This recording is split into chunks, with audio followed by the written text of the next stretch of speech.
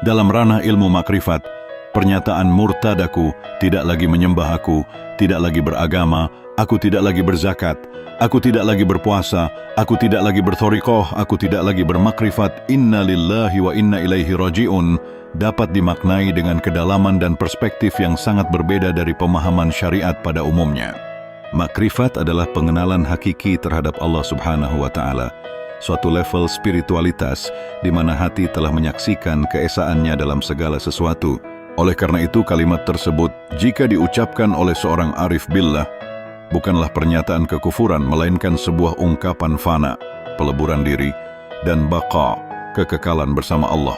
Makna hakiki murtad dalam makrifat 1. Dalam konteks makrifat, murtad tidak diartikan sebagai keluar dari agama Islam secara lahiriah, melainkan sebagai murtad dari diri sendiri atau murtad dari selain Allah.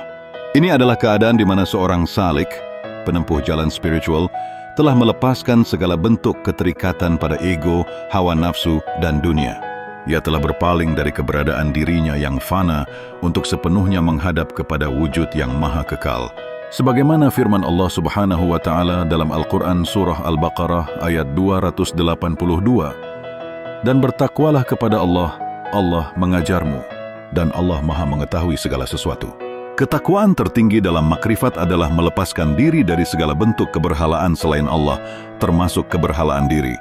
Tidak lagi menyembah selain diri sejati. 2. Ketika seorang arif billah menyatakan aku tidak lagi menyembah, ini bukan berarti ia berhenti melaksanakan ibadah formal. Sebaliknya, ia telah mencapai titik di mana ibadahnya bukan lagi sekadar gerak ritual, melainkan sebuah penyaksian terus-menerus terhadap kehadiran ilahi dalam setiap napas dan gerak. Ia menyadari bahwa yang menyembah dan yang disembah adalah satu dalam hakikat wujud. Ini selaras dengan hadis qudsi, tidaklah seorang hamba mendekatkan diri kepadaku dengan sesuatu yang lebih aku cintai daripada apa yang aku wajibkan atasnya. Dan senantiasa hambaku mendekatkan diri kepadaku dengan ibadah-ibadah sunnah hingga aku mencintainya. Jika aku telah mencintainya, maka aku adalah pendengarannya yang ia gunakan untuk mendengar, penglihatannya yang ia gunakan untuk melihat, tangannya yang ia gunakan untuk memegang, dan kakinya yang ia gunakan untuk berjalan. Hadis riwayat Bukhari. Dalam makrifat, ibadah telah mencapai puncaknya sebagai kesaksian tauhid yang murni. 3. Lebih lanjut, aku tidak lagi menyembah bisa berarti bahwa ia tidak lagi menyembah dirinya atau egonya yang cenderung menuntut pengakuan dan penghargaan. Dalam perjalanan makrifat, penghambaan yang paling sulit adalah melepaskan diri dari keberhalaan diri sendiri. Hanya ketika diri telah lebur dalam samudra tauhid, barulah penghambaan sejati kepada Allah dapat terwujud. Inilah makna terdalam dari ikhlas, yaitu menyembah hanya karena Allah dan untuk Allah semata, tanpa ada tujuan lain selain ridhanya. Tidak lagi beragama secara formalitas. 4. Ungkapan aku tidak lagi beragama dalam makrifat juga harus dipahami secara mendalam. Ini bukanlah penolakan terhadap ajaran syariat atau identitas keagamaan, melainkan sebuah penegasan bahwa ia telah melampaui bentuk-bentuk lahiriah agama untuk mencapai hakikat agama itu sendiri, yaitu penyerahan diri secara total kepada Allah. Agama baginya bukan lagi sekadar label atau seperangkat aturan, melainkan pengalaman hidup yang utuh bersama ilahi. Sebagaimana firman Allah dalam surah Ali Imran ayat 19, sesungguhnya agama yang diridhai di sisi Allah hanyalah Islam. Dalam makrifat, Islam berarti penyerahan mutlak, bukan hanya formalitas keagamaan. 5. Ungkapan ini juga bisa berarti bahwa ia telah mencapai tauhid al-af'al, tauhid al-asma, dan tauhid al-sifat, hingga akhirnya sampai pada tauhid al-zat.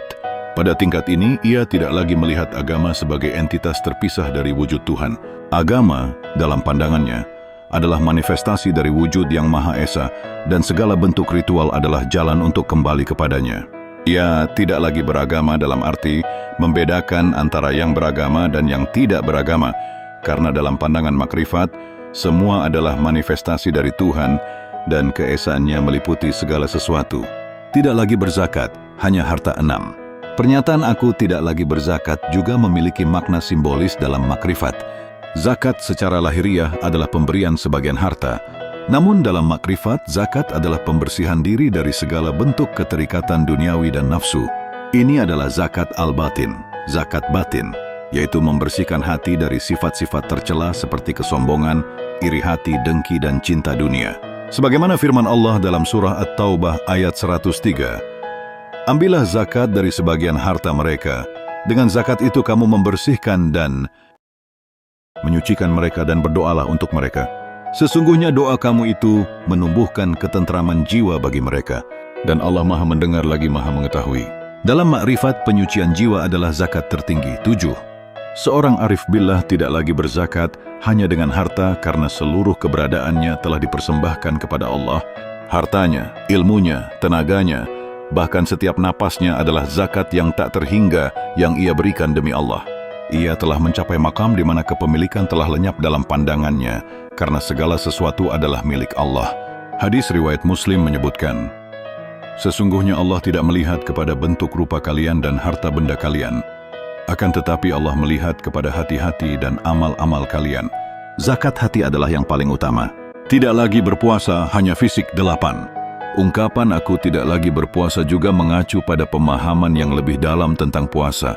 Puasa secara lahiriah adalah menahan diri dari makan, minum, dan syahwat. Namun dalam makrifat, puasa adalah menahan diri dari segala sesuatu selain Allah. Ini adalah puasa al-qalb, puasa hati, yaitu menahan hati dari lintasan pikiran yang buruk, dari keterikatan pada dunia, dan dari kelalaian terhadap Allah. Firman Allah dalam surah Al-Baqarah ayat 183, "Hai orang-orang yang beriman, diwajibkan atas kamu berpuasa, sebagaimana diwajibkan atas orang-orang sebelum kamu agar kamu bertakwa." Takwa yang hakiki dalam makrifat adalah berpuasa dari selain Allah. 9. Bagi seorang arif billah, seluruh hidupnya adalah puasa. Ia selalu berada dalam keadaan muraqabah, merasa diawasi oleh Allah, dan musyahadah, menyaksikan Allah. Ia tidak lagi berpuasa hanya pada bulan Ramadan, karena ia telah berpuasa dari segala bentuk keakuan dan keterikatan duniawi sepanjang waktu. Puasanya adalah puasa dari syahwat dunia dan syahwat diri, yaitu syahwat untuk dilihat, dipuji, dan diakui oleh manusia. Tidak lagi bertarikah, hanya jalan formal 10. Pernyataan, "aku tidak lagi bertarikah" juga bermakna bahwa ia telah melampaui tarikah, jalan spiritual, dalam bentuknya yang formal. Tarikah adalah metode dan disiplin untuk mencapai makrifat. Namun ketika seseorang telah mencapai makrifat, ia telah menyatu dengan tujuan Allah, sehingga jalan itu sendiri menjadi tidak lagi relevan sebagai entitas terpisah. Ia tidak lagi berjalan karena ia telah sampai. Ini selaras dengan hadis riwayat Bukhari dan Muslim. Sesungguhnya Allah menciptakan Adam, dan ia adalah Adam. Kemudian Allah mengambil perjanjian dari tulang sulbinya, dan ia adalah Adam. Perjalanan spiritual pada akhirnya kembali kepada hakikat yang telah ada sejak azali. 11. Bagi seorang arif billah, seluruh eksistensinya adalah tariqah hidup yang tak berkesudahan menuju Allah. Ia tidak lagi memerlukan instruksi dari seorang mursyid, pembimbing spiritual, karena ia telah mursyidkan dirinya sendiri melalui bimbingan langsung dari Allah. Ia telah mencapai titik di mana syariat, tariqah, dan hakikat telah menyatu dalam dirinya tanpa ada pemisahan. Ia telah mencapai maqam al-ihsan, yaitu beribadah seolah-olah melihat Allah, dan jika tidak mampu melihatnya, meyakini bahwa Allah melihatnya. Tidak lagi bermakrifat pada tingkat kesadaran diri. 12. Ungkapan "aku tidak lagi bermakrifat" adalah puncak dari pernyataan ini dan mengandung makna yang paling dalam. Ketika seorang arif billah menyatakan ini, itu berarti ia telah melampaui makrifat sebagai sebuah konsep atau pencapaian individual. Ia telah sepenuhnya melebur dalam wujud yang Maha Esa, sehingga tidak ada lagi aku yang bermakrifat. Makrifat itu sendiri telah menjadi keadaan yang melekat dalam dirinya, bukan lagi sesuatu yang dilakukan atau dicapai. Ini adalah fana al-fana, peleburan dari peleburan, di mana bahkan kesadaran akan telah fana pun telah lenyap. 13. Pada titik ini, yang ada hanyalah wujud Allah semata. Segala sesuatu selain Dia telah lenyap dalam pandangannya. Inilah yang disebut dalam ilmu tasawuf sebagai baqa billah, kekekalan bersama Allah. Sebagaimana firman Allah dalam surah Ar-Rahman ayat 26 dan 27, "Semua yang ada di bumi itu akan binasa, dan tetap kekal wajah Tuhanmu yang mempunyai kebesaran dan kemuliaan." Ketika seorang arif billah menyatakan tidak lagi bermakrifat, ia telah mencapai kesadaran bahwa yang Maha Tahu adalah Allah, dan yang mengenal adalah Allah itu sendiri, bukan dirinya yang fana. 14. Ini adalah kondisi di mana seorang arif billah telah mencapai hakul yakin, kebenaran yang hakiki. Ia tidak lagi memerlukan dalil atau bukti untuk keberadaan Allah karena ia telah menyaksikannya dengan mata hati. Dalam kondisi ini tidak ada lagi makrifat dalam arti terpisah antara yang mengenal dan yang dikenal, karena keduanya telah bersatu dalam kesaksian tauhid yang mutlak. Inna lillahi wa inna ilaihi raji'un sebagai penutup 15. Ungkapan inna lillahi wa inna ilaihi raji'un, sesungguhnya kami adalah milik Allah dan sesungguhnya kepadanya kami kembali, adalah kunci untuk memahami seluruh pernyataan di atas. Kalimat ini, yang biasa diucapkan saat musibah atau kematian, di sini diucapkan dalam konteks kematian diri atau kematian ego. Ini adalah kematian spiritual yang mengantarkan kepada kehidupan abadi bersama Allah. 16. Ketika seorang arif billah menyatakan murtad aku, ia sebenarnya sedang mengumumkan kematian dirinya yang palsu, yaitu ego dan keberadaan dirinya yang terpisah dari Allah. Kemudian, dengan inna lillahi wa inna ilaihi raji'un, ia menegaskan bahwa ia telah kembali kepada asal-usulnya yang hakiki, yaitu kembali kepada Allah sepenuhnya. Ini adalah pengakuan akan tauhid yang sempurna, bahwa segala sesuatu berasal dari Allah dan akan kembali kepadanya. 17.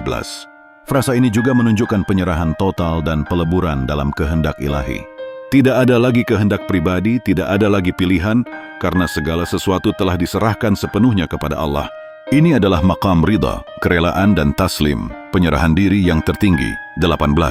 Dalam konteks makrifat, inna lillahi wa inna ilaihi raji'un bukan hanya ungkapan kesedihan, tetapi juga proklamasi kemenangan ruhani.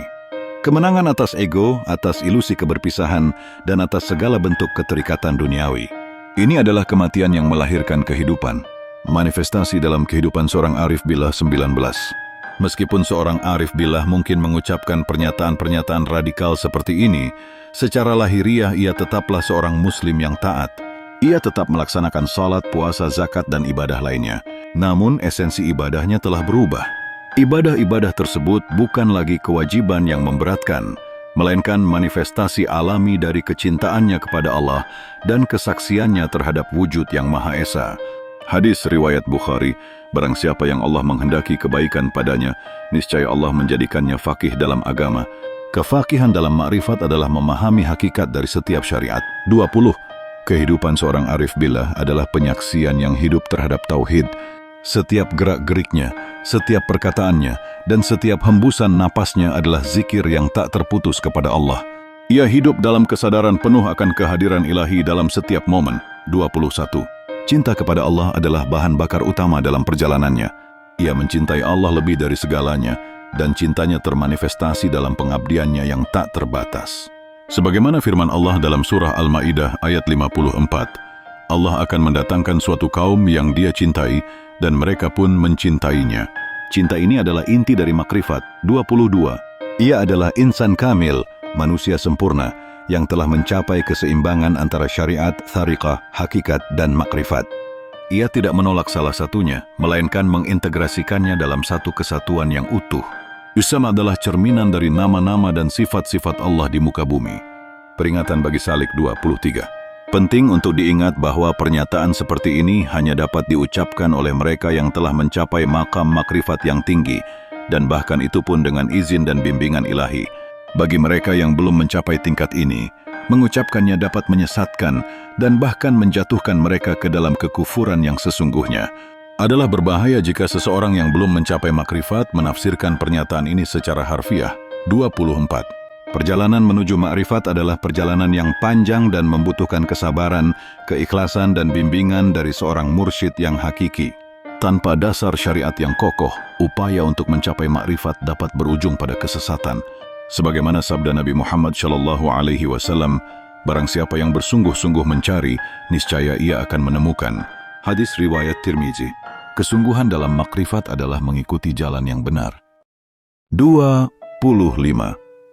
Akhirnya, pernyataan murtad aku tidak lagi menyembah, aku tidak lagi beragama, aku tidak lagi berzakat, aku tidak lagi berpuasa, aku tidak lagi berthoriqoh, aku tidak lagi bermakrifat, inna lillahi wa inna ilaihi raji'un. Dalam ilmu makrifat adalah sebuah paradoks spiritual yang mengungkapkan kematian diri dan kebangkitan bersama Tuhan. Ini adalah seruan untuk memahami bahwa tujuan akhir dari segala ibadah dan upaya spiritual adalah peleburan dalam wujud yang Maha Esa, di mana yang tersisa hanyalah Allah semata.